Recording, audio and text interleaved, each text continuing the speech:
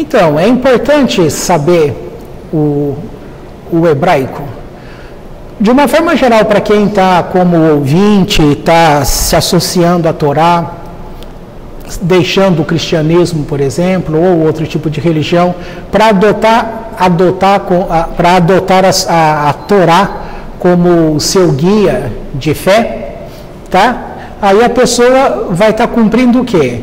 O que diz os 7 mandamentos de Noé. É a pessoa que o estrangeiro, né? A gente é considerado como estrangeiro. Então, aquele que adotou a Torá como o seu guia verdadeiro de fé. Então, nós somos associados ao judeu. Aí, como tudo se resume no hebraico, a questão é importante saber o hebraico? Assim, para se começar, seria interessante você aprender, sim, o significado das letras, né? O que é cada letra. Por quê? Porque quando se fala, por exemplo, lá do Salmo 72, e é dito assim, que Davi tinha acabado de escrever, né, os Salmos. Então, aí lá é dito assim, não leia calo, ou calu, depende da pronúncia que a pessoa está acostumada. Não leia calo, mas leia com elo. Por que acontece essa diferença? Como não se tem vogal, você tem que conhecer a palavra. E a tradição rabínica, os sábios, desde a época de Moisés, que recebe a Torá oral e a Torá escrita, ele vem ensinando o povo. Então vocês vão lembrar que ele chama a primeira turma, ou seja, ele chama primeiro a Aharon e explica para Aharon. Depois ele chama os filhos, os sacerdotes. Chama estes e explica para estes. Depois chama os anciãos e explica para eles. E estes vão ensinando o povo. E vai, depois chegaram dos profetas, o Sanhedrin, né, que é a grande assembleia. E assim, a Torá, ela se manteve numa guardada. Um jeito correto de você manter a interpretação. Agora, não dá para fazer confusão com a questão seguinte. Um dia foi dito assim, se Shlomo, ele que é um homem, e é dito que ele escreveu mais de 3.000 provérbios, então os sábios dizem assim, se ele escreveu mais de 3.000 provérbios, então isso também significa que para cada versículo da Torá, você também terá, no mínimo, 3.000 modos de interpretação. E quando você pensa assim, mas como há 3.000, isso aqui vai gerar confusão, né? Porque num debate de dois sábios, por exemplo, um pode ficar totalmente contrário ao outro, e nem assim os dois estarão incongruentes, tá?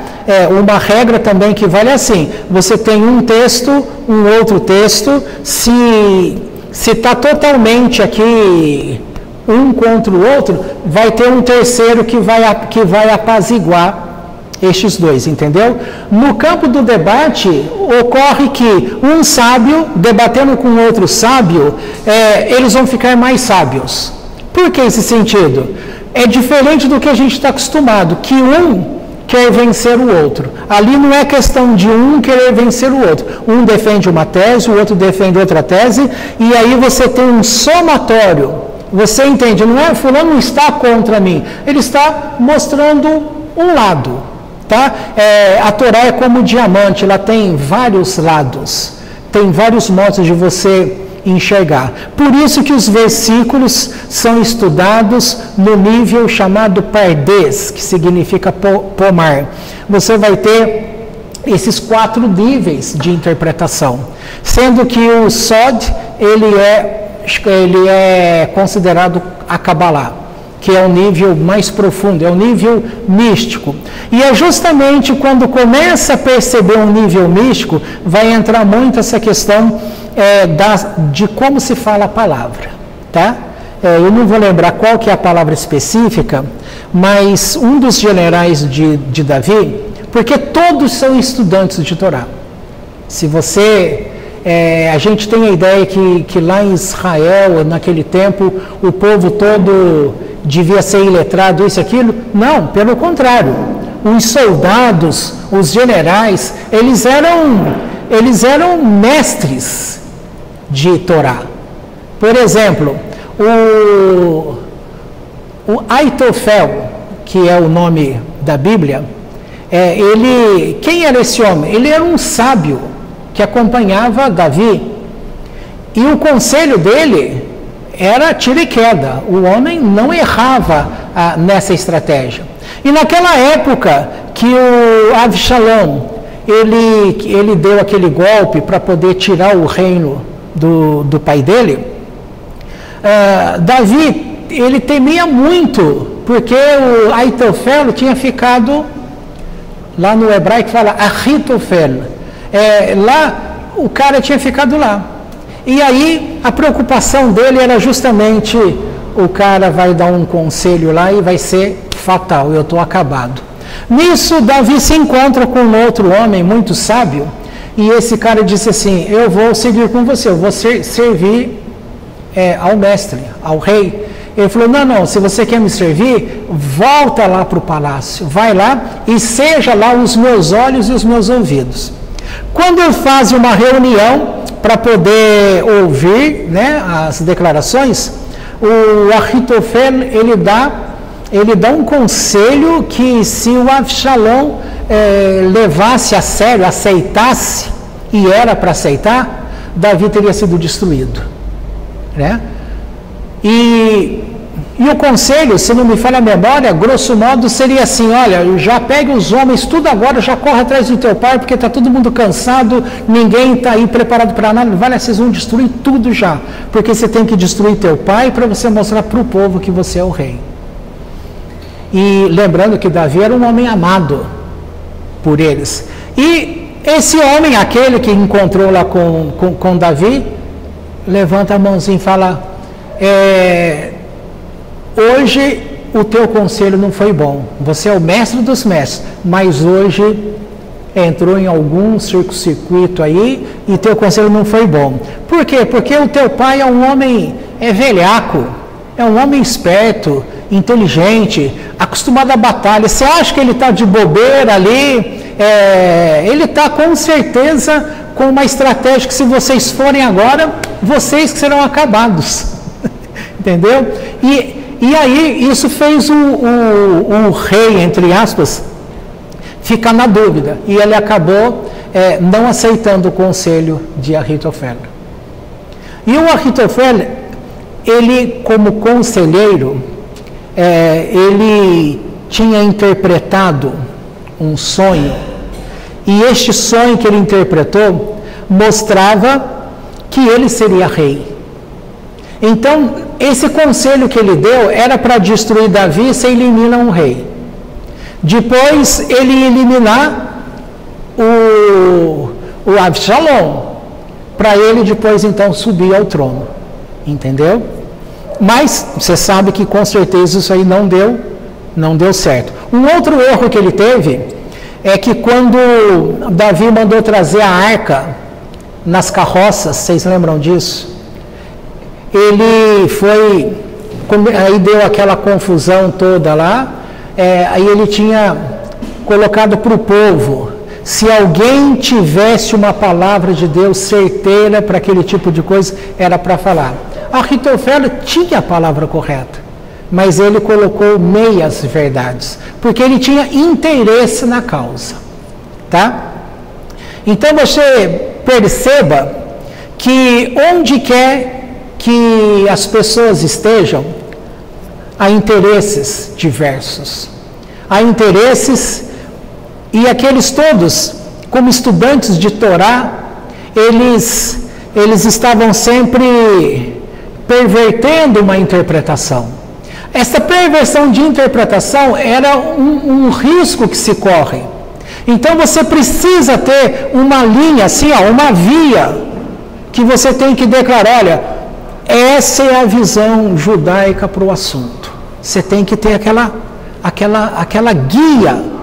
E quando sai muito fora dessas coisas, você está correndo o risco de perversão da palavra. Foi o que a gente comentou semana passada, quando o Baitos e o Tzadok, eles não conseguiam compreender aquela questão de punição e recompensa. Ao invés de eles ficarem naquela guia da interpretação que vinha desde quando Deus entregou a Torá a Moshe, eles saíram dessa linha. Então eles deixaram de acatar a Torá oral. A Torá oral, ela é a interpretação da Torá escrita. E quem trouxe isso para Moisés também foi Deus. Então a linha de interpretação, ela também pertence a Deus. Quando se fala que as pessoas são livres para interpretar a Bíblia a seu bel prazer, não é verdade. Tá? Outra coisa, os pregadores falam, olha, aqui Deus me revelou que é tal coisa. Dentro de uma pregação, numa congregação, seja ela de padre, de igreja evangélica, o próprio pessoal Bnei Noach, ou então de sinagoga, etc., etc., tem as palavras que Deus coloca, sim, tem, mas lembrando, não pode contrariar aquela via expressa que vem desde o Sinai. Justamente para quê? Assim mesmo é com as leis que o judeu cumpre, 613 mandamentos. Por que os rabinos colocaram uma guarda, chamada cerca, uma cerca sobre a Torá? Essa cerca sobre a Torá não é um mandamento, é algo que foi feito como proteção, entendeu? Para evitar que a pessoa caia no erro.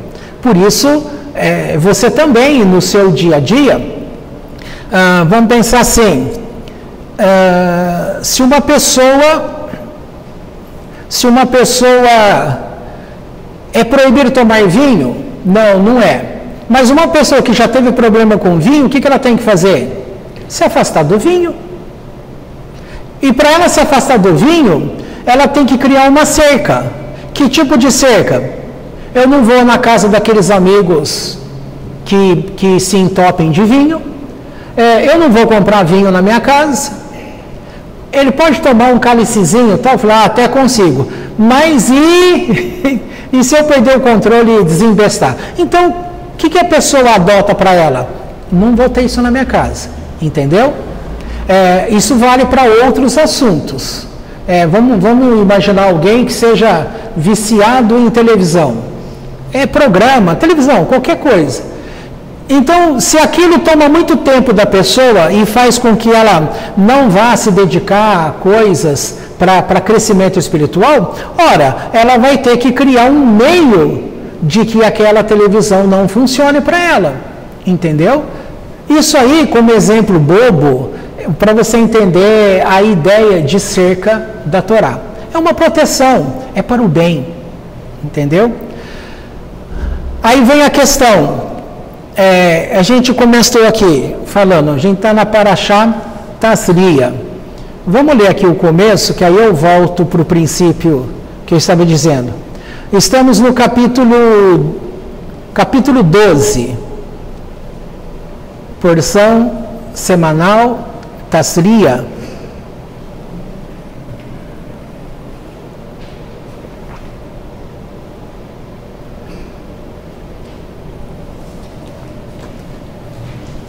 E diz assim, deixa eu ver se eu achar aí a página 321.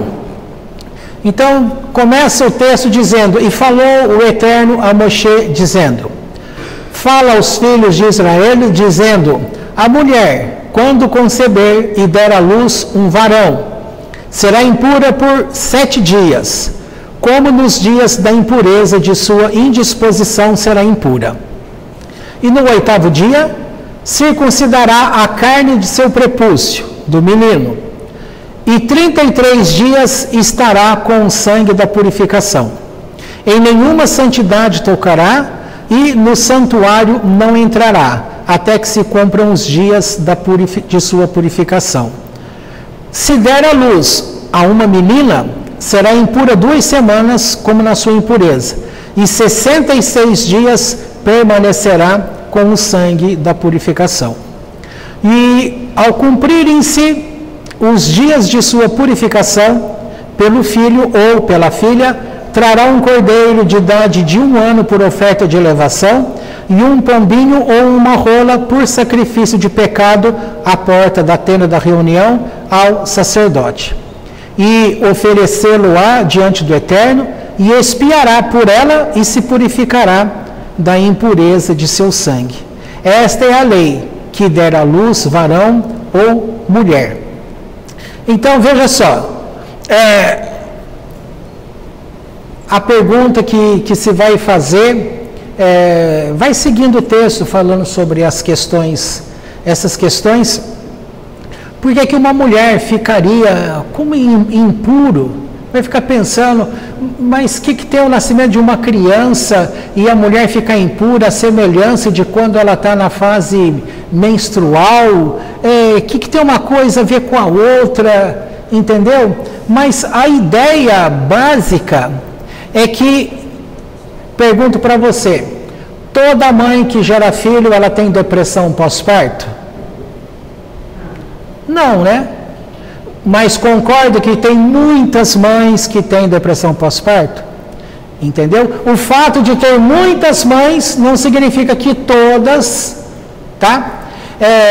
Se a mãe que tá aí no processo de gestação está perto de uma família cuja filha teve depressão pós-parto e quase matou a criança, você acha que essa gestante vai passar bem o período de gestação dela ouvindo um monte de coisa ruim que acontece? Então veja só, você tem uma perturbação mental por aquilo que você possa estar presenciando, você pode ter uma perturbação por aquilo que está sendo vivido dentro do lar, você pode ter uma perturbação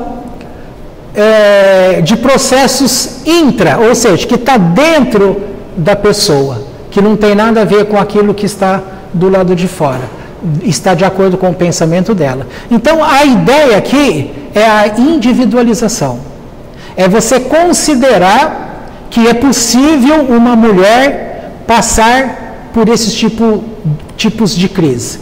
Exemplo, a linha psicanalítica tem uma doutora chamada Melanie Klein, que é judia. Ela é de uma linha especialista em criança. Então ela desenvolveu uma teoria para aquela época dela sobre a mãe quando rejeita a criança. A criança, o bebezinho, percebe, vai lá e vê o bico do seio como seu maior inimigo. Então foi rejeitado, então ela vai lá e morde, tá? Não sei se vocês viram aí, tem situações de mães que quase perderam o bico do seio, de tanta ferida que forma, entendeu? Aí a mãe fica com raiva. Isso é uma teoria que você vê. Essa prática é muito comum, você olhar mães que têm danos no seio devido à criança morder essa coisa toda. Aí, se essa teoria funciona ou não funciona, se ela viaja demais, são outros 500. Então, a questão que eu estou dizendo aqui é que há algo que acontece no pensamento da mãe. E neste pensamento da mãe, afeta a criança. Aí a criança dá uma resposta, tá? Você fala assim, mas nossa, isso aí é uma coisa entre criança e mãe? Não é só entre criança e mãe, isso aqui também diz respeito entre você e assuntos do teu emprego. A gente não percebe a absorção das coisas.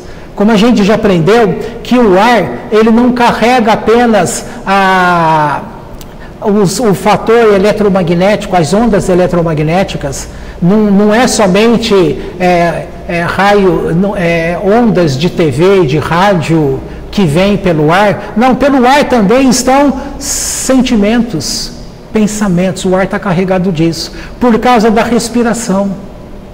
A respiração, quando você está puxando o ar de fora, você está captando daquilo que está carregado ao redor. Mas também quando você solta o teu ar, você também está soltando daquilo que você é. Mas tudo isso é consciente? Não. São coisas assim, de interpretações que vêm, inclusive, desse meio celular. Está ali no sangue. Aí passa nessa troca de respiração, você pode deixar o ar mais pesado do que ele já é, entendeu? E aí, com essas coisas, você imagina a mãe que está gerando a dificuldade que é. Quantas pessoas que... Você imagina quando... Hoje se vê, quando há... como é que chama lá? Exames que na hora que você faz, ele vai mostrar se tem síndrome, se a criança tem síndrome.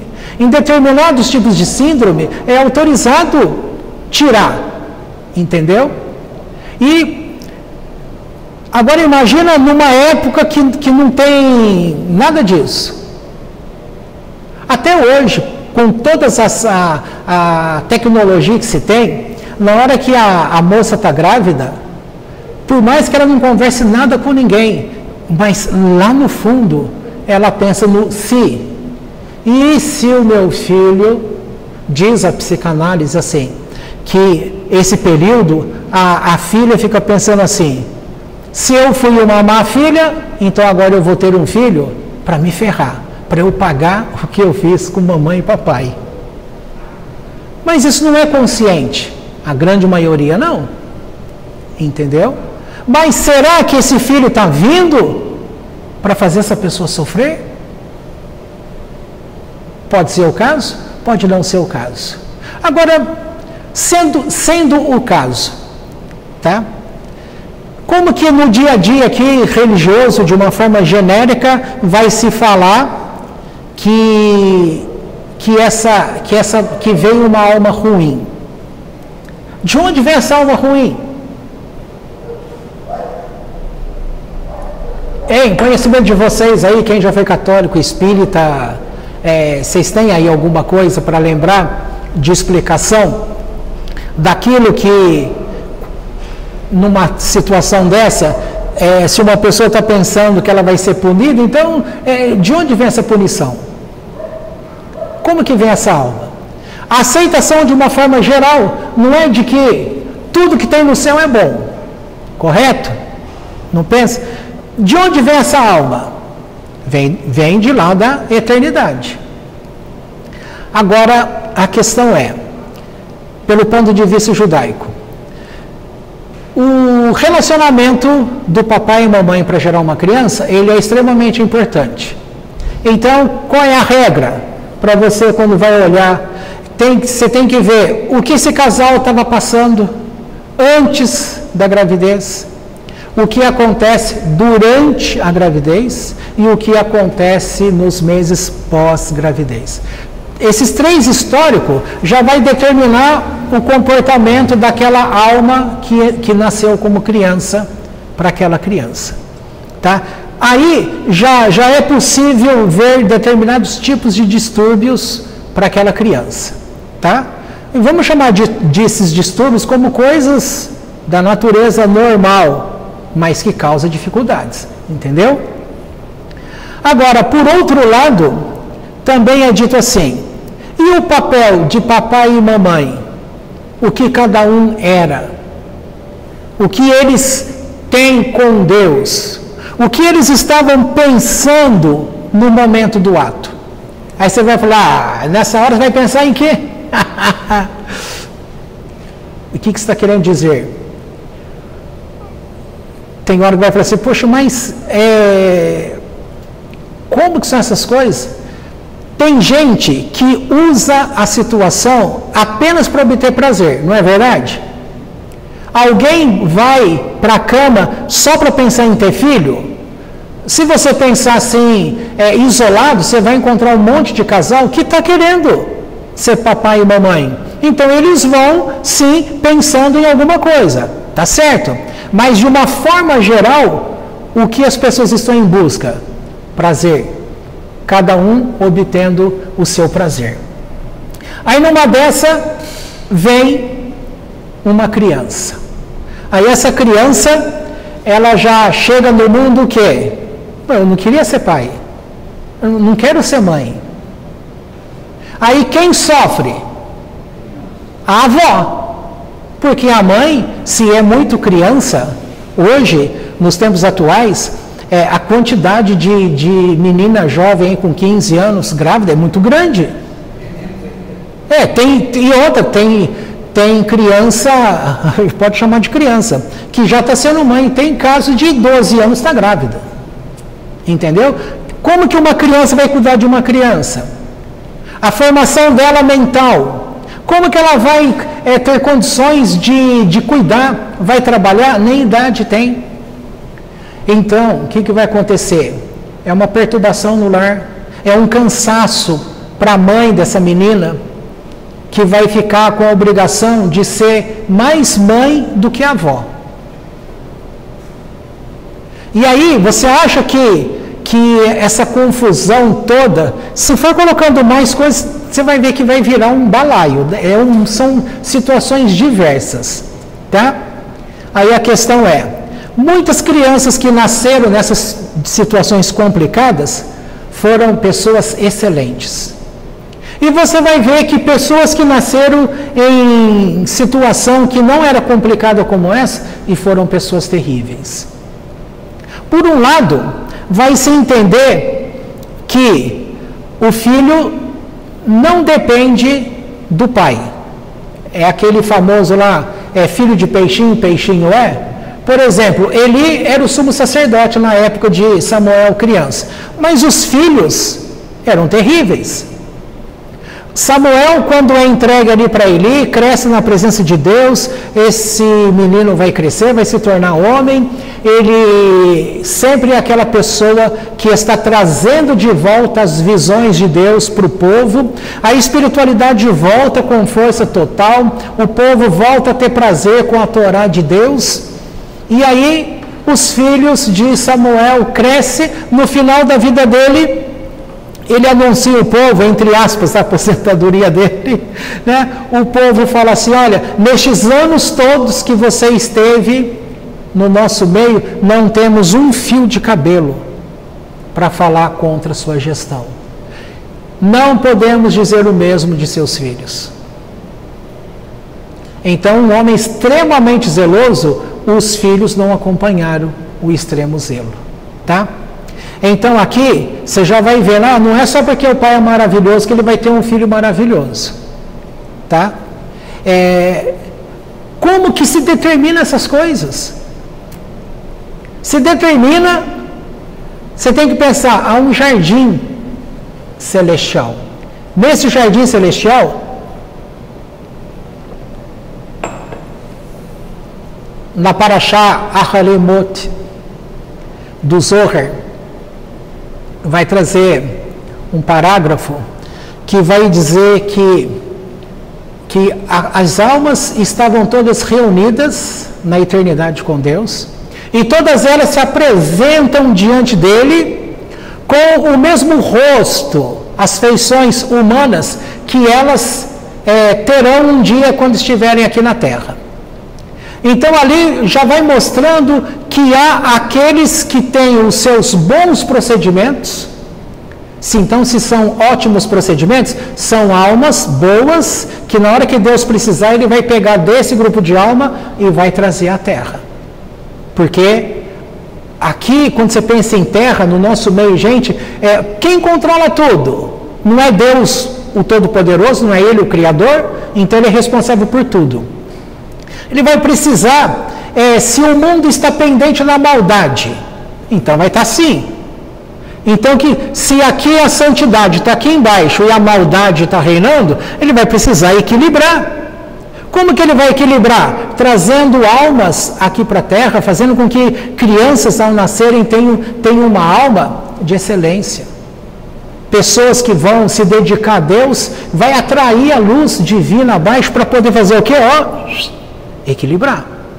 Mas se a santidade sobe demais e a maldade fica muito esquecida, você vai falar, opa, isso é maravilhoso. De um ponto de vista, você pode pensar, é maravilhoso. Só que, por outro lado, você tem que entender que Deus criou o mundo em contrapartes.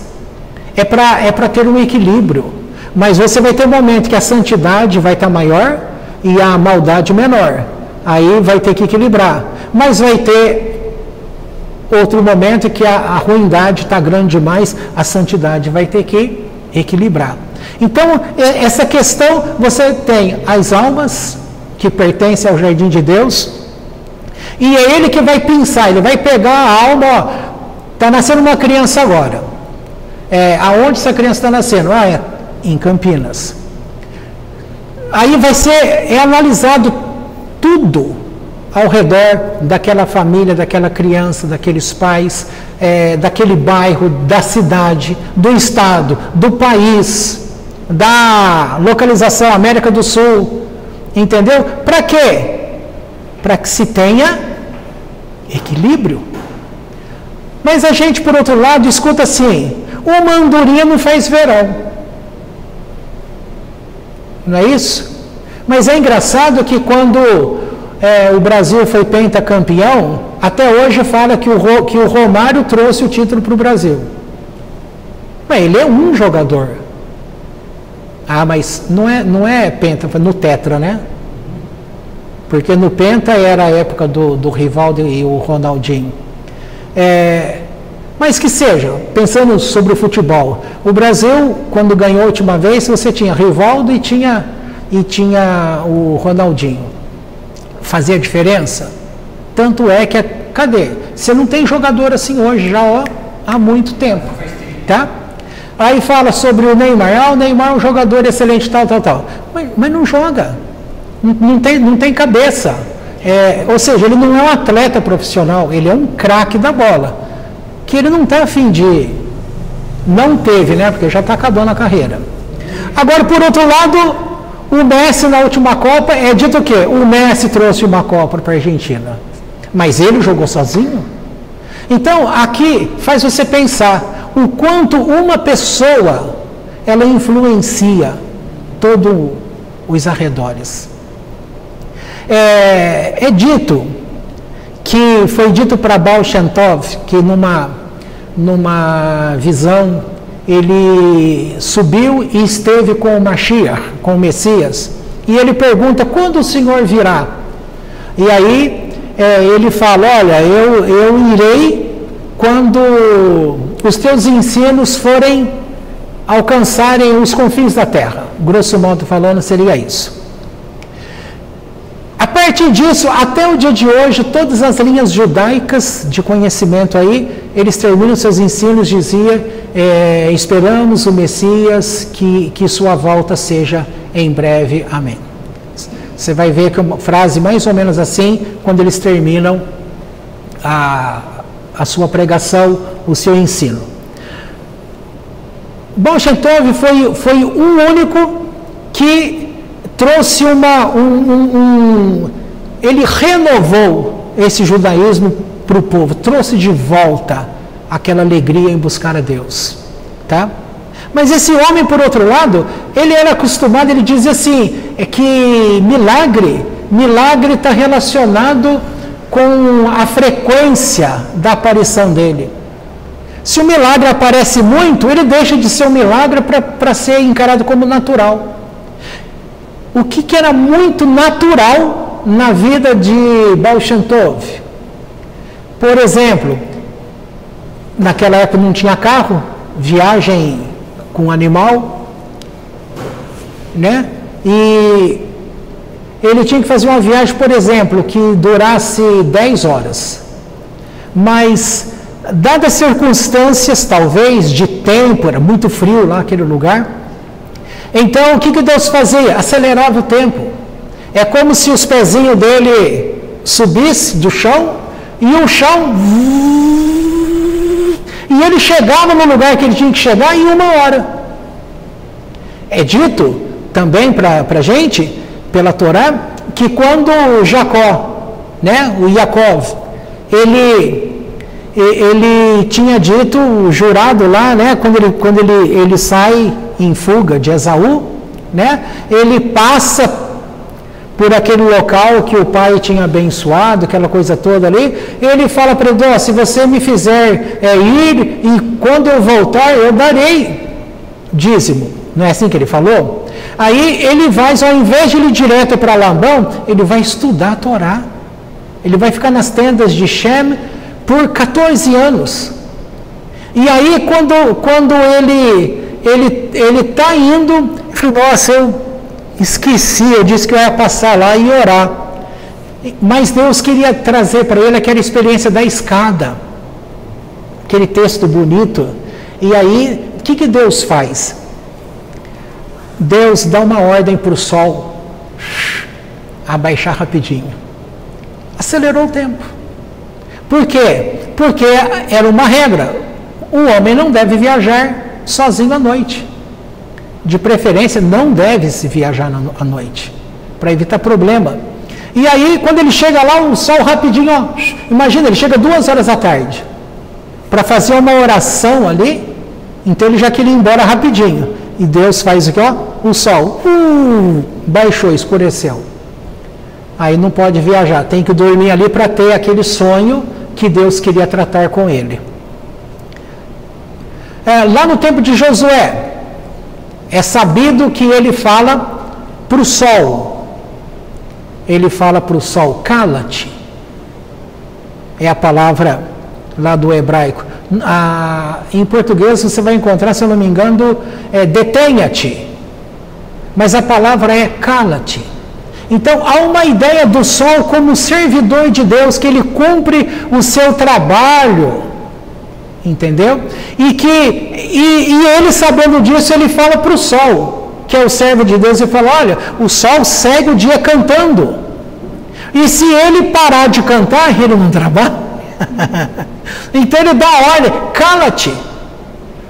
Porque para aquele momento, ele precisava de tempo para eles ganharem a guerra. Então ele dá o termo, cala-te. E o sol ficou parado. Porque ele trabalha prestando um serviço a Deus, com louvor, cantando, ele não pode cantar, então ele para. Ficou parado. São mistérios. Mistérios é conhecimento. Mas vamos ver lá, voltar ao assunto das crianças.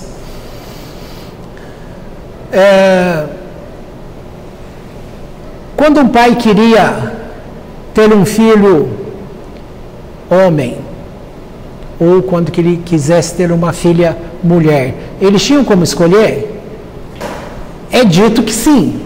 Mas como que você vai determinar a situação? Sendo que, se você pensar tecnicamente, o homem oferece 2 tipos, X e Y. A mulher só tem o X. Então, X com X é mulher, mas X com Y é homem. O homem tem os 2.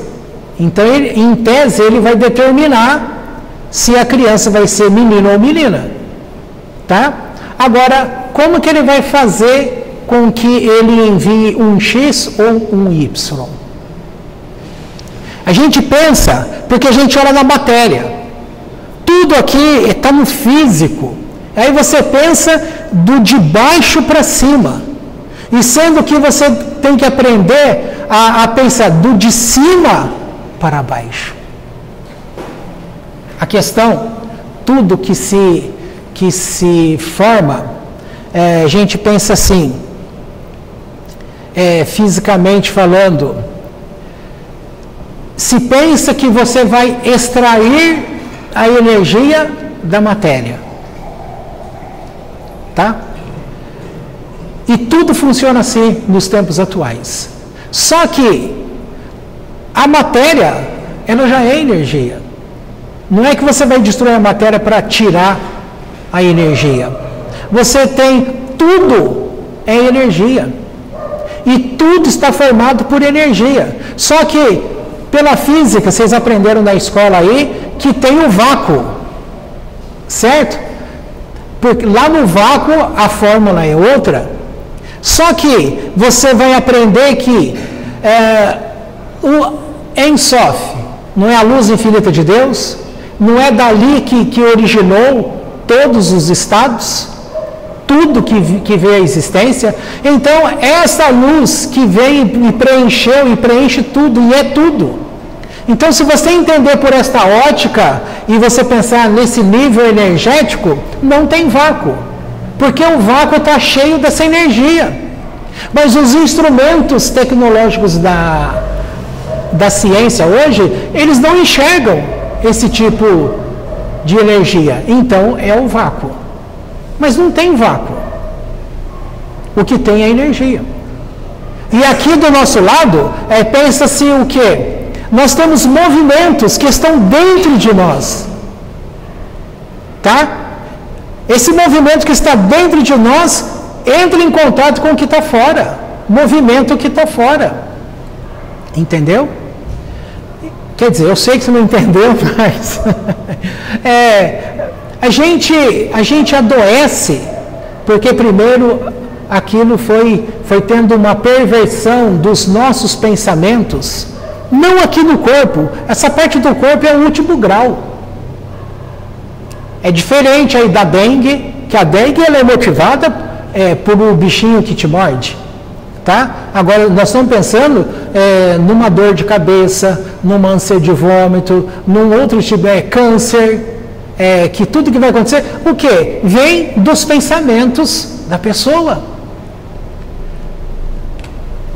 E isso, para a grande maioria, é muito difícil. Agora, é sabido que um monte de gente, ele se entrega ao câncer, não é verdade? Aí, veja só, para tudo que a gente vai falar, a gente tem que pensar no todo e no específico. Tem situações que não é para a morte, que a pessoa simplesmente vai morrer se ela não fizer a parte dela. Agora, tem situação que é para a morte, mas junto desse para a morte, Deus considera a ação que a pessoa pode fazer. Agora, tem situação que é para a morte, a pessoa fazendo ou não fazendo, ela vai morrer de qualquer forma. Entendeu? Porque cada coisa que você vai falar, olha, lê um livro do... Como é o nome dele? Deepak Chopra. Ele recebe uma paciente, a mulher está com um câncer, e ele fala para ela, com um tratamento convencional, você tem vida para 6 meses. Mas, falou para ela, sai do teu emprego, se você tem condições, vai para um lugar, muda a tua alimentação, relaxa, comece a aprender um processo de yoga, por exemplo, entra num relaxamento, aprenda a meditação, comece a se energizar com coisas diferentes, sai fora desse estresse, desse atoleiro que você está, os problemas da tua vida, comece a enxergar um mundo diferenciado. E a mulher vai e acata, com certeza, marido tem condições para, né? A verdade é que essa mulher aparece lá depois de 8 meses, totalmente curada, com exames. Cadê o câncer? Sumiu. Sem química, sem rádio. Apenas o quê? Função do pensamento. Mudar a alimentação do corpo, mudar o jeito de enxergar as coisas. Isso, por mais que aqueles não agora nós vamos falar que todos que estão com câncer serão curados desse jeito. Pode ser que de 100% daqueles que morreram, se 50% tivesse essa oportunidade, talvez eles fossem curados também. Mas por que falar 50%? Porque em questão de matemática você vai ser parte do princípio que de um todo você pode alcançar 50 para sim, 50 para não. Tá? Mas será que a prática disso seria que todos poderiam serem curados? Aí vai entrar na coisa que eu estou te dizendo. Tem o tempo específico que uma alma tem de missão com o que ela vai realizar aqui embaixo. Tem um serviço a fazer. Cada alma vem com uma missão. E aí, essa missão, naquele nascimento, para aquela pessoa, o mundo era um tipo. Eu não falei do Baal Shem Tov? Na questão o quê? Aquela alma que veio ao mundo, ela revolucionou o judaísmo da época. Depois, anos lá na frente, veio o sétimo Rebbe, que revolucionou. Tanto é que o grupo do Chabad aceita que o Messias é o Rebbe. Agora, o que esse homem fez de bom para o nosso tempo? Todo mundo, se quiser aprender judaísmo, basta ele digitar lá, chabad.org.com. Vai estar tudo na palma da tua mão. Ensinos diversos, ensino de vida toda. Você tem. Estava comentando com o Nenê aqui, a gente tomando café, do que se existe hoje de judeus espíritas. Em um lugar de um determinado centro, não me lembro qual é o lugar aqui do país, que a especialidade é só de entidades judaicas. Agora, isso vai contra ao próprio fundamento do que se chama judaísmo, das leis judaicas. Os 13 princípios do judaísmo, sendo que o primeiro começa dizendo que Deus é o Criador, e se Ele é o Criador de todas as coisas, Ele é o responsável por tudo. O segundo vai dizer que Ele não tem corpo, e Ele não pode ter corpo. Por quê? Porque ele é fora do sistema da criação. Ele não pode fazer parte. Então ele está fora do tempo. Ele não tem corpo, ele está fora do tempo, mas ele é o Criador de todas as coisas. Então, se ele tem todo esse poder, todas essas coisas, então ele tem de ser adorado. Aqui a gente já está no quinto princípio. Depois vai falar sobre a profecia de Moisés, vai falar 3 tópicos que é em relação sobre a Torá, que a Torá é a verdade, que a Torá é eterna. Depois vai dizer sobre o Messias, ressurreição dos mortos, que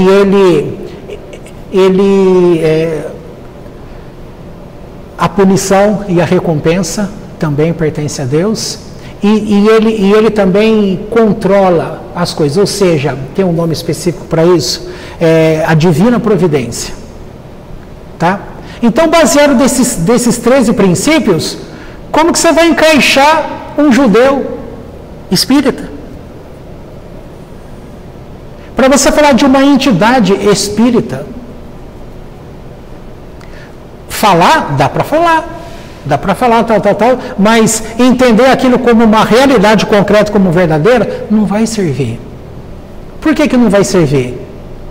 Por causa daquela linha que eu estava falando, que o próprio Deus trouxe e tem que seguir dentro dela, justamente para não cair em conceitos de novas coisas, que vai ser incongruente com aquilo que Deus é.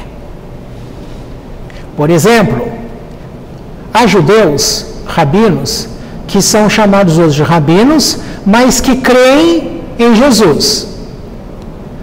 Você, como Benei Noach, é até feito vista grossa, porque você pode crer que Deus seja,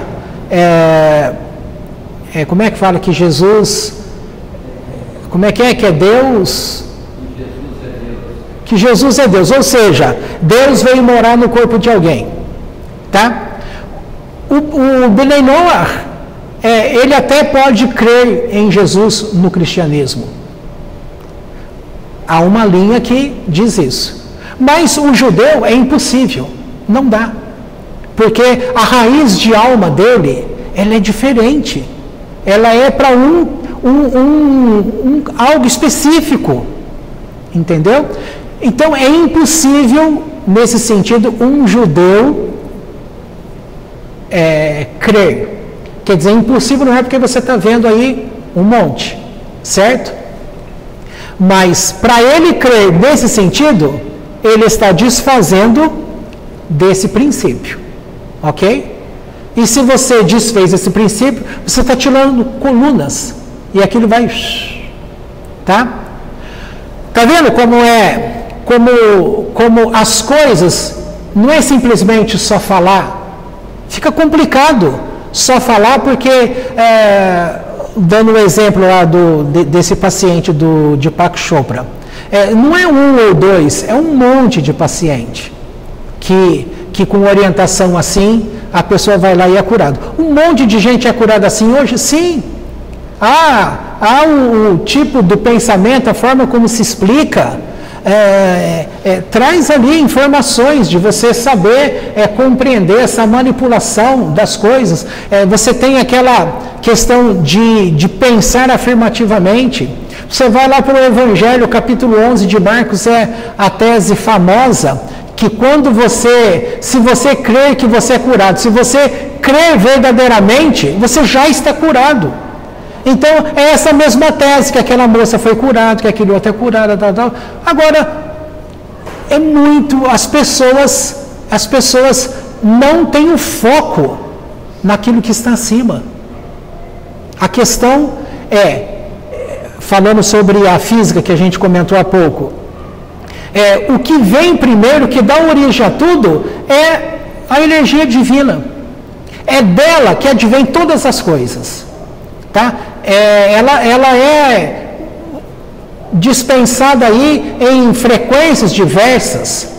Então Deus, Ele forma você de tal maneira, como eu expliquei aí outro dia, aquele rabino já mais idoso, era pobre, aí ele vai para Deus porque a família já, poxa, a gente precisa de mais condições, aí ele pede para Deus, Deus, tem como você manipular aí as coisas para eu passar a ter condições? O que Deus disse para ele?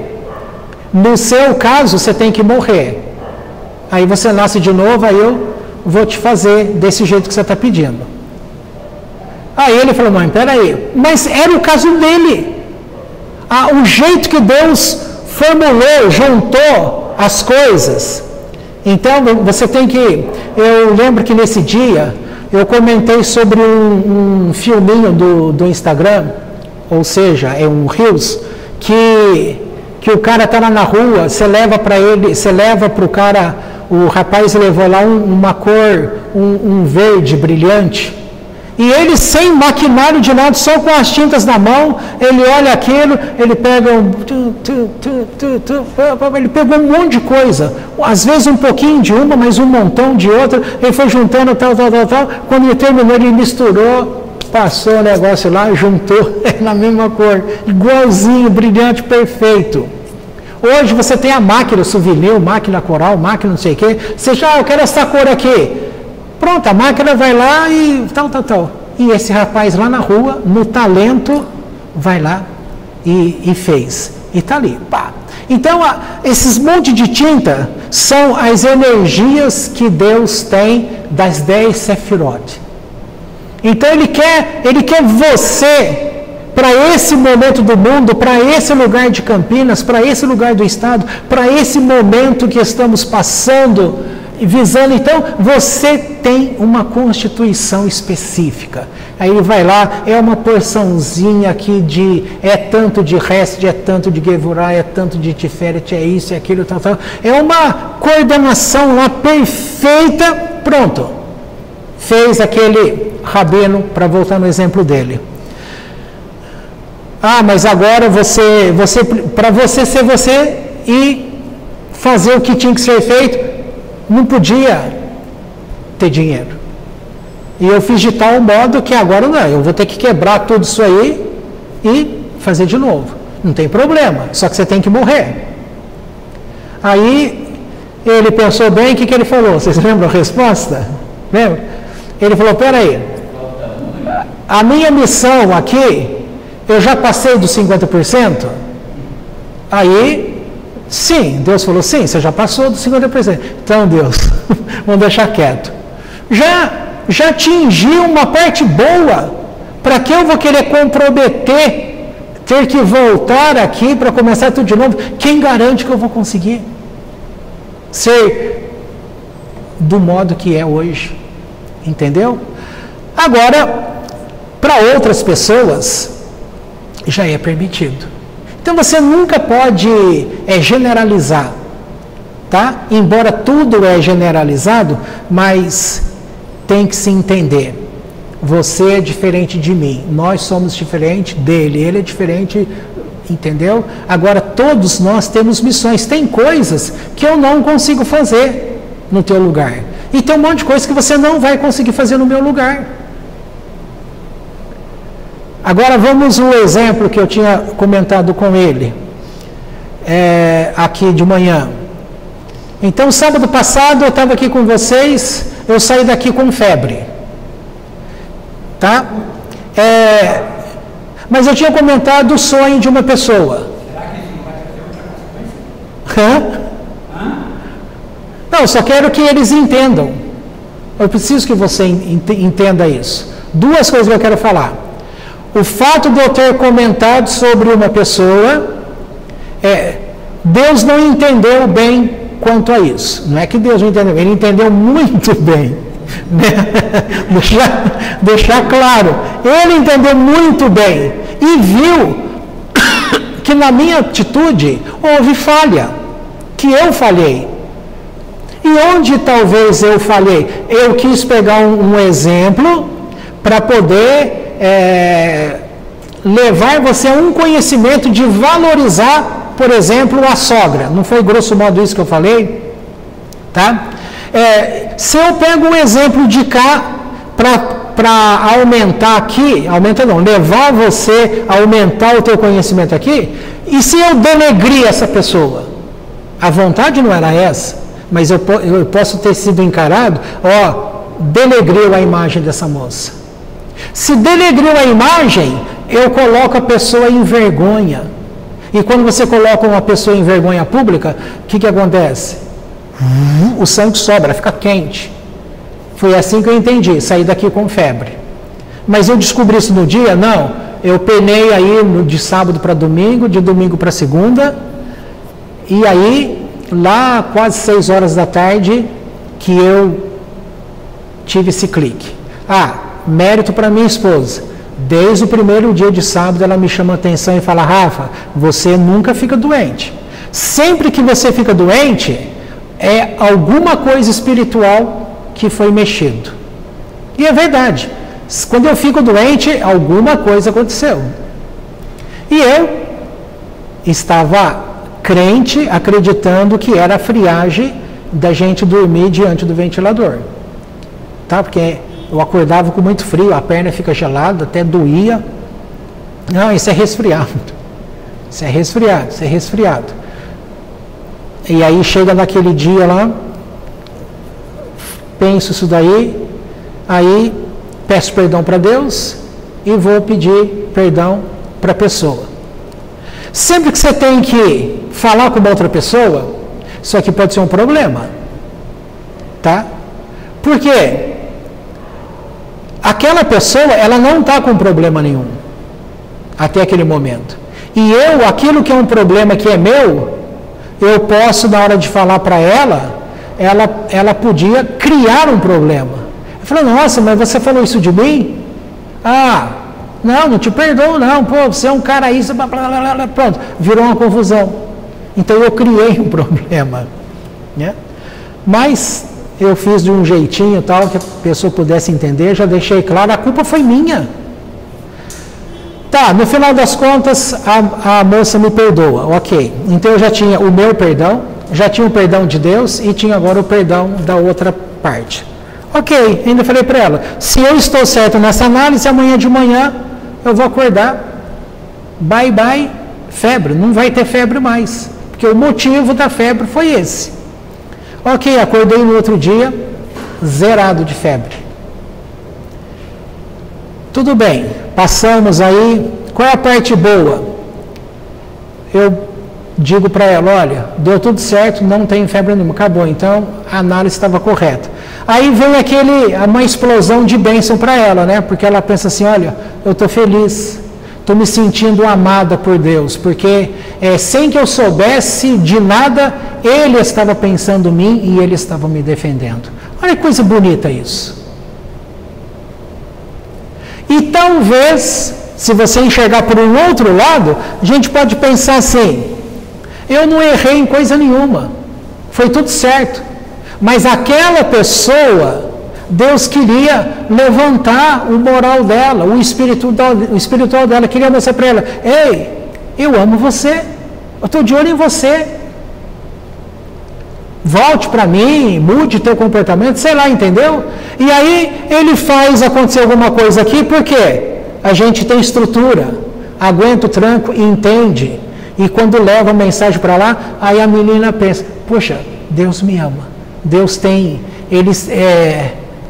Em outras situações, essa experiência deixa a pessoa mais forte. Não é assim que funciona? É desse jeito. Você passa por situações que te traz mais força. Ok, passou.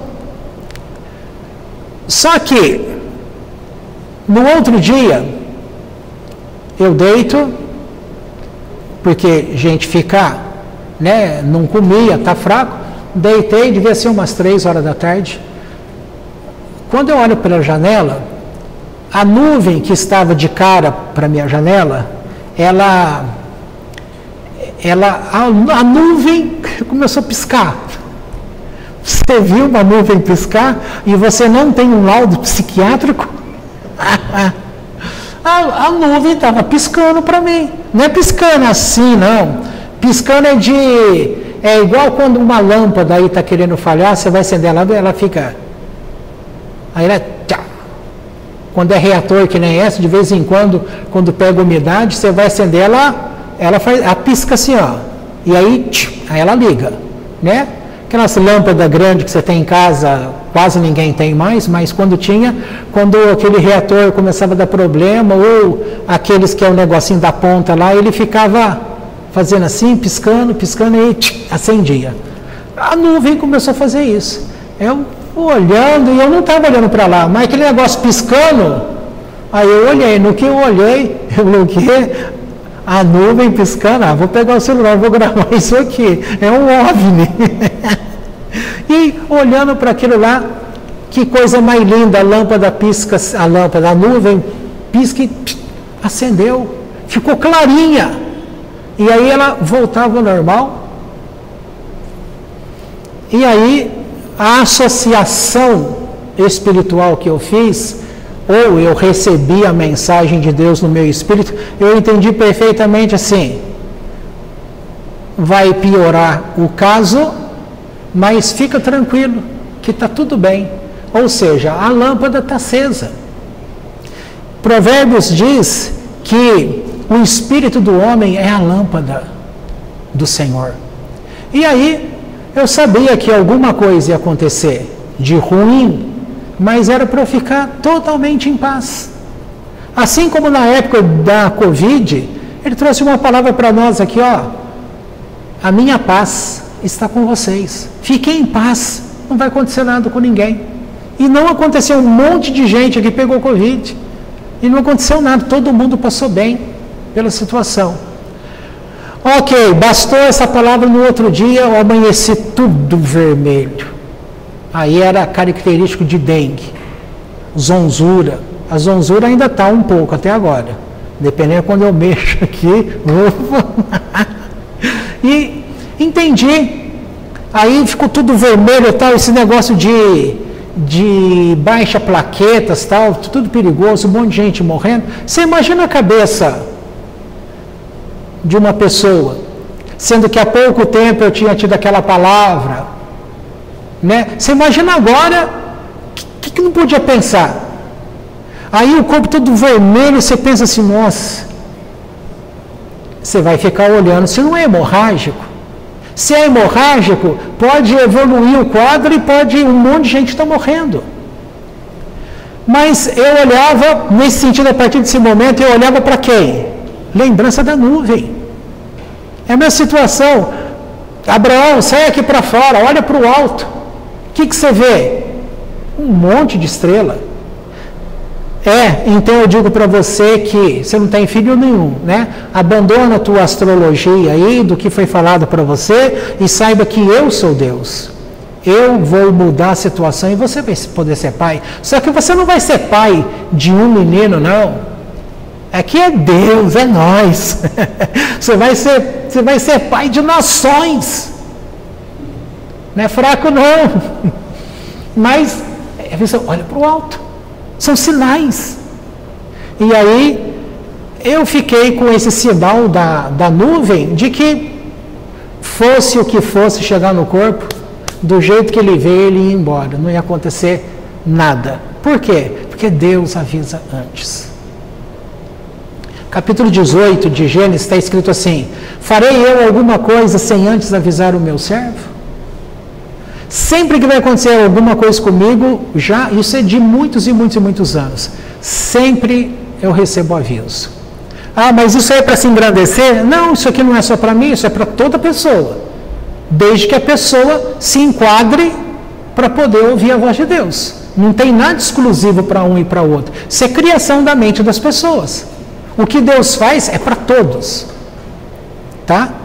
E aí numa dessa, ficou feio o negócio, né? Você fica zonzo, não para de pé, tem que tomar cuidado. Mas também ficou só 2 dias. Foi o acender a lâmpada, a luz da nuvem, e o desligar. Pronto, olha aí que beleza. Olha, você pode olhar para mim aqui, ó. Tem nada de hemorrágico, nada de nada. Agora, o que é isso? Experiência para quem? Eu preciso dessa experiência? Com certeza não é para mim. São para pessoas. Porque eu já falo, Deus, o Senhor pode contar comigo. Para o que der e vier, não tem problema. Bom, eu estava falando do sétimo Rebbe, que ele criou o Rabad. E você vê aí, você tem o judaísmo na palma da mão, para estudar, para poder ler os salmos na interpretação correta, na tradução correta. Então, o mecanismo é muito grande. Agora, ele foi um homem, foi uma alma que precisou ser tirada daquele jardim de um plano de excelência, para chegar aqui e mudar. Então, uma pessoa pode mudar a história? Exemplo aqui no país. Vou dar exemplo 2, Lula e Bolsonaro. Você tem um como exemplo que lá no passado veio com uma abordagem, era o salvador do país, no caso lá daquela época, o Lula. E com o tempo eles foram criando um meio tal, que hoje aonde ele vai ele é escorraçado, porque é ladrão. Não é verdade? Aí vem um homem que acende no povo do Brasil o desejo de ser brasileiro, o orgulho de ser brasileiro, né? São almas. Então precisou de uma alma para fazer o mal, mas precisou de uma outra alma para desfazer aquele mal, para levantar. Aí a questão é, quem é você? Ah, não sei. Então precisa começar a pensar. Tem coisas, estrutura em você que você vai poder afundar a pessoa ou levantar a pessoa. Aonde está o teu talento? Qual é o seu talento? A dona Cida, a mãe de vocês aí, sempre falava assim de um livro cristão que ela leu, não sei em que época, que o título é Floresça Onde Você Está. Então isso aqui é um termo, serve para qualquer coisa. Floresça. Ah, nasci pobre, mas no meio da pobreza você pode tornar pessoas ricas nas atitudes, o jeito de enxergar o mundo, o jeito de ter uma abordagem para com Deus. O rico, ele pode cumprir um papel, o rico cumpre um papel. Qual é o papel? Deus derrama sobre ele riqueza. Para quê? Ele vai ser provado onde?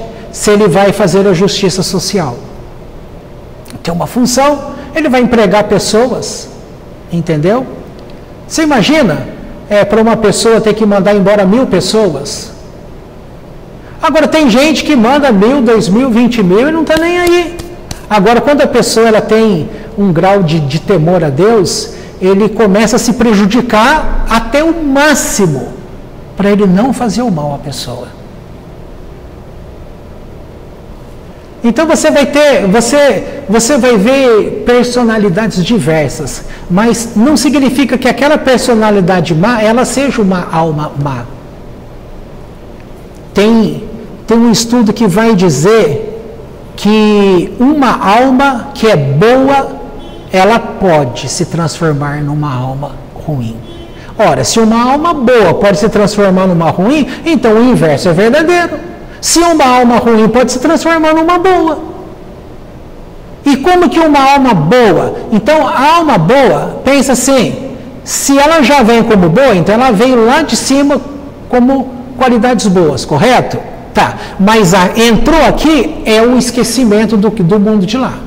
Aí a pessoa aqui, ela que vai ter que fazer as suas escolhas. Nessas escolhas pessoais, o que ela escolhe, o ambiente que ela vai, tal, o que ela vai determinando para a vida dela, pode fazer com que ela se torne uma alma má. Má que eu falo é má no sentido de criar problemas, maldade, assassinato, pode acontecer um monte de coisa. Mas essa alma que se tornou má, então ela pode voltar a ser uma pessoa boa. Basta que ela escolha novas situações, mude seus caminhos, mude o seu jeito. Tá? Se você está intoxicando o seu corpo com coisas que não presta, na hora, como que você vai melhorar? Você vai parar de alimentar o seu corpo com aquelas coisas que não prestam. Já vai ter é milagre isso? Olha, você viu fulano, que milagre! Basta você mudar algum jeito aí que está característico demais na sua pessoa. Muda o foco para você ver se o milagre não acontece. E no fundo não é milagre nenhum. Você é o seu milagre. É a tua capacidade de escolher. Agora, para terminar, parece que não tem nada a ver uma coisa com a outra, mas essa questão da crença, do agir, tecnicamente é sabido que as nossas células têm consciência. Se a tua célula tem consciência, então significa que você pode conversar com o teu corpo, conversar com a tua célula. Já vem dias que eu apresentava um problema na minha perna esquerda. Eu não conseguia colocar uma meia no pé sem sentir muita dor. Por quê? Imagina assim, eu não conseguia fazer isso. Ó. Então a outra perna está aqui, ó. Eu não conseguia fazer isso. Não conseguia levantar a perna para o alto até um certo limite só. Lavar a sola do pé, se está debaixo do chuveiro lá, que você pode levantar a tua coxa assim, ó, e com a mão você vai lá e limpa o pé por baixo. Não conseguia fazer isso de jeito nenhum. A dor é muito forte. Para dormir, um lado da perna levanta, o outro vai ter um pedacinho só.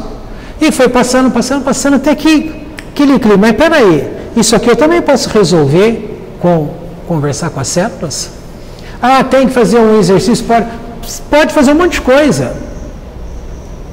E aí eu fui lá, bati um papo com a minha célula, falou, eu sei que eu deixei o negócio chegar numa coisa avançada, agora eu sei até que não vai resolver já amanhã. Mas vamos começar a nossa conversa agora, eu sei que vocês vão trabalhando aí, e daqui a um tempo, eu vou ter que aguardar um tempinho o efeito disso tudo. Né? E eu vou até mostrar para você.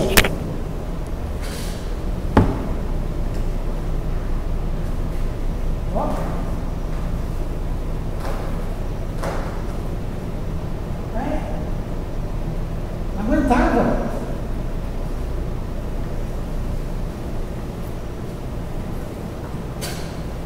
São atitudes? São atitudes. Ah, mas é só crer cegamente? Não, é tecnologia também. Você tem que entender o corpo funciona de um determinado modo Eu entendi que não podia ser rapidinho como milagre, porque não ia dar. Deixei chegar a inflamação, né, no estágio. Mas eu vou lá falar células. Então eu sei que a culpa é minha, mas vamos começar. Comece a trabalhar em autocura, liberar. Por quê? Porque a célula ela é inteligente. Ela sabe, você pode pensar assim lá atrás, como quando era só duas que vai se multiplicando, você vai pensar assim, como que uma célula sendo gerada ali, ela vai saber que ela é o couro cabeludo, que ela vai gerar cabelo, que ela vai ser o dente? Como? Há uma inteligência, há uma ordem, não é nada ao acaso, é tudo muito bem programado. E a prova está aqui. Há conhecimento? Eu apliquei o conhecimento. Eu apliquei o conhecimento a esmo? Não, eu apliquei o conhecimento crendo que aquilo é verdade. Então, se você crê, o negócio acontece. Tá? Eu creio que eu vou atravessar ali a Dom Pedro e nenhum caminhão vai me pegar. Você vai morrer crendo.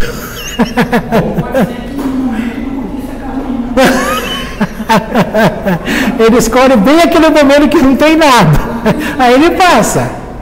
Mas uma hora vai que aquele desenho, você olha e não enxerga nada, na hora que você pisou lá, puf. Tá? Entendeu? A riqueza está na tua mão. Você quer se tornar uma pessoa melhor? Você consegue. Mas de uma vez, calma. Nenhum movimento pode ser brusco. Começa com coisa que está do teu lado. Começa. Antes do Rodrigo falecer, eu falava assim para ele,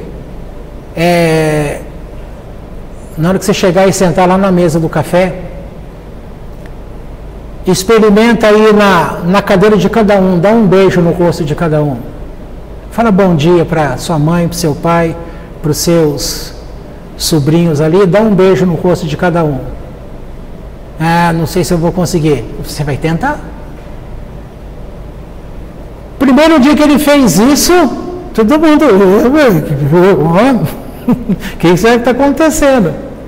No segundo dia, em uma semana, a família inteira mudou o comportamento com ele.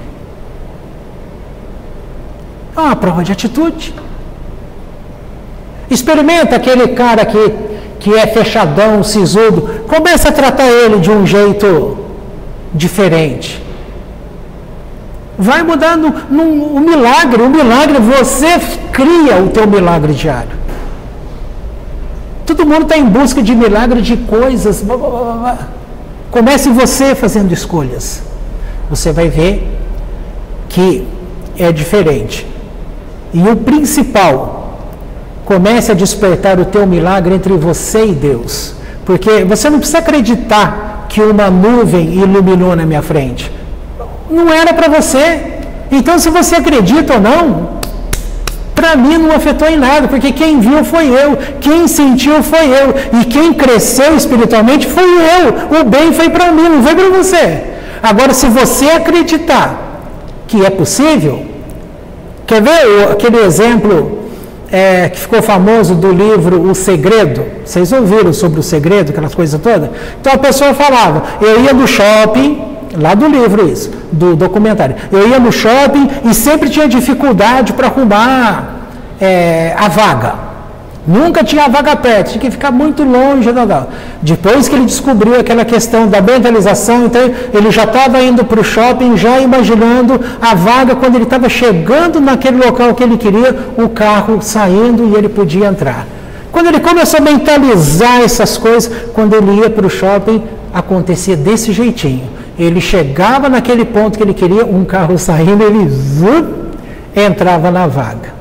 Aí você vai falar assim, coincidência, isso e aquilo. Vai falar isso para ele. É uma prática da vivência. De chuva. Já falei para vocês, na minha época lá, no lugar, estava chovendo. Eu falei, nuvem, eu preciso ir lá para a igreja. Nuvem, fecha sua boca. 10 minutos até eu chegar lá, depois que eu estiver lá dentro, pode abrir a boca. E assim foi, a chuva parou do nada. Do nada não. Uma ordem entre aspas. Comentei o mesmo assunto, outras vezes pedi para a chuva parar, ela não parou. Mas por quê? Porque é só quando há uma necessidade. Agora, recentemente, eu tinha ido buscar pão e estava voltando com chuva e ia molhar tudo. Aí eu usei a técnicas entre aspas, né? De novo, estava a 1 quadra de casa. Falei, diminui um pouquinho aí que eu consigo chegar em casa sem estragar o pão. Aí parou na hora. Eu entrei dentro de casa, bateu o portão. Falei, é coincidência? Ué, pode pensar que é coincidência, para mim é realidade. Mas aí o outro dia eu estava indo lá para o lugar, a chuva, aí eu comecei a falar a mesma coisa, assim, aí de repente eu escuto com uma voz falando assim, mas você quer isso de fato, de verdade? Dentro de mim eu não queria mesmo, de verdade, por quê? Porque não havia necessidade. Então, você não é dono da natureza, você não vai ficar fazendo as coisas para mostrar poderio de nada. Mas quando você tiver necessidade por alguma coisa, saiba que você pode contar com a presença de Deus. E se precisar, às vezes, até de determinado tipo que beira um milagre, vai ter. Tá? E você vê como esse negócio pega? Um dia a Andy tinha aqui num lugar lá, num apartamento, que ela estava administrando, e aquele local ali você não acha vaga de jeito nenhum, que ali ao redor daquela faculdade presbiteriana, Mackenzie, na Avenida Brasil, naquela outra que corta, não acha vaga ali. Aí ela pensou, falou, é aquilo lá que sempre se explica. Ela começou a pensar, falou, eu vou chegar lá e bem no apartamento que eu preciso ir, vai ter uma vaga bem ali na frente para eu parar na porta. E ela foi, aquele movimentão, então na hora que ela entrou lá, a vaga na porta do lugarzinho que ela precisava. Vai falar que é coincidência? Se uma pessoa vai sempre naquele lugar, nunca tem vaga. Mas naquele dia ela precisava da vaga, entendeu? Então, é de coisinha simples, boba, até coisas mais complicadas. Está na tua mão, o milagre está com você. Você vai escolher se você quer ser uma boa alma, ou de boa alma, aparente, se transformar numa porcaria de alma. É o que você pensa, é o que você escolhe ser, é como você determina as coisas. E assim vai. E para a doença, é a mesma coisa. Agora, tem doença que vai matar? Claro que vai, que tem. Lembra, Deus controla todas as coisas. E se Ele precisar de você para alguma coisa, você vai falar para Ele, conte comigo, Deus. E Ele vai contar. Mas se você não estiver nem aí com Deus, como que Ele vai contar com você? Bom, podemos encerrar, né?